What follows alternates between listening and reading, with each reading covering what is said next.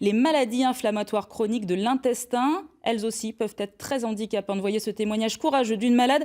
Il est très explicite. François Clapeau, André Abalo. Une évasion dans la bande dessinée pour Isabelle Nadeau et son compagnon. Rien ne paraît car la lecture à la maison est l'une des rares activités sans risque. Elle a la maladie de Crohn, une inflammation du tube digestif à l'origine de 2 opérations chirurgicales sérieusement invalidantes. Pour être un peu trivial, on va à la selle de 6 à 16 fois par jour, avec un temps de réaction très rapide. C'est 10 secondes en moyenne, jusqu'à 20, 30, mais rarement plus.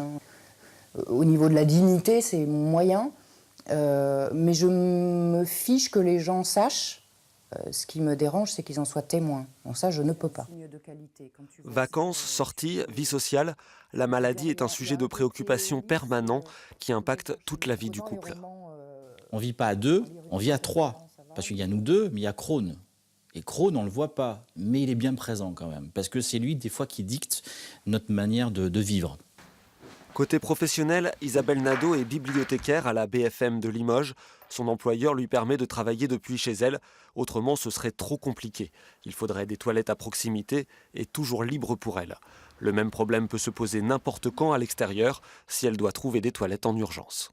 Ça m'est arrivé qu'une fois où j'ai demandé dans une pharmacie pourtant. Et on m'a répondu qu'on n'avait pas le temps de m'y accompagner. Et là, moi, je savais que j'avais pas 20 secondes devant moi. Donc je suis rentrée dans la boutique à côté, j'ai expliqué à la dame qui a pâli, parce que je devais être un peu pâle, je devais commencer à flipper, parce que c'était en période de Noël et il y avait beaucoup de monde dans les rues, je ne savais plus quoi faire. Ma voiture était à 50, 60 mètres, mais je savais que j'avais pas le temps d'y aller.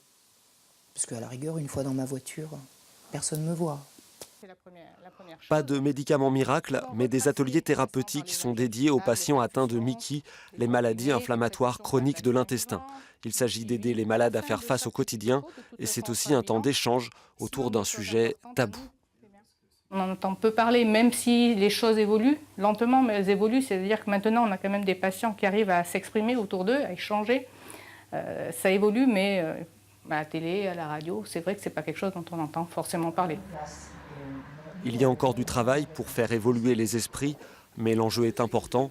15% des malades sont des enfants et on diagnostique en France au moins 10 nouveaux cas tous les jours.